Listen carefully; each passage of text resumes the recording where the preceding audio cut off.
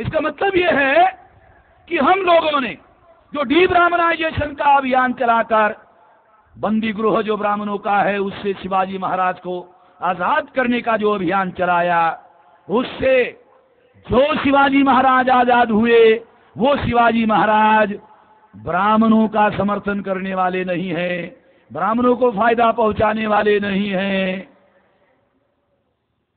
अब वो शिवाजी महाराज जिसका डीब्राह्मणाइजेशन हो गया वो ब्राह्मणों के फायदे में नहीं है, ब्राह्मणों के हित में नहीं है।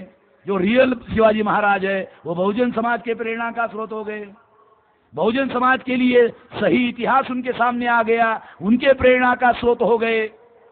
जैसे ही ब्राह्मणों को लगा कि अब छत्रपति शिवाजी महाराज हमारे लिए उपयोगी नहीं रहे, इसलिए ब्राह्मणों ने दूसरा षड्यंत्र करने की कोशिश की, जिन्होंने छत्रपति शिवाजी महाराज को हिंदू किंग कहा, उन्होंने ही छत्रपति शिवाजी महाराज की बदनामी करने का अभियान शुरू कर दिया। बड़ी आश्चर्यजनक बात है, जो खुद ही कल तक शिवाजी महाराज का गौगवा करते थे, जय जयकार करते थे, वही ब्राह्मण लोग आज छत्रपति शिवाजी महाराज का गौगवा करने के बजाय शिवाजी महाराज की बदनामी क्यों कर रहे हैं, उनकी मां की बदनामी क्यों कर रहे हैं।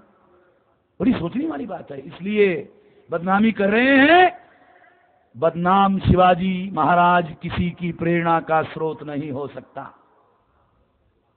बदनाम शिवाजी महाराज की मां जिजाऊ किसी की प्रेरणा का स्रोत नहीं हो सकता। मूल निवासी बहुजन समाज का भी प्रेरणा स्रोत नहीं होना चाहिए, और बहुजन समाज के लोगों को इसका फायदा नहीं होना चाहिए। इसलिए आज के तारीख में ब्राह्मण लोग छत्रपति शिवाजी महाराज और उसकी मां की बदनामी कर रहे हैं। ये षड्यंत्र हम लोगों को समझने की जरूरत है। इस षड्यंत्र को अगर आप समझोगे तो ब्राह्मणों का वास्तविक षड्यंत्र आपको समझ में आ जाएगा। इसलिए साथियों, अगर ये षड्यंत्र आपको समझ में आ गया तो आने वाले समय में बहुत कुछ आपके समझ में आने वाला है। हम लोग ये अभियान आने वाले समय में निरंतर जारी रखने वाले हैं।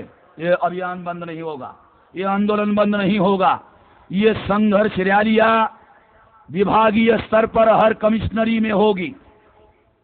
यहां से हम लोग घोषित करते हैं कि विभागीय स्तर पर कमिश्नरी लेवल पर ऐसी बड़ी रैलियां होगी।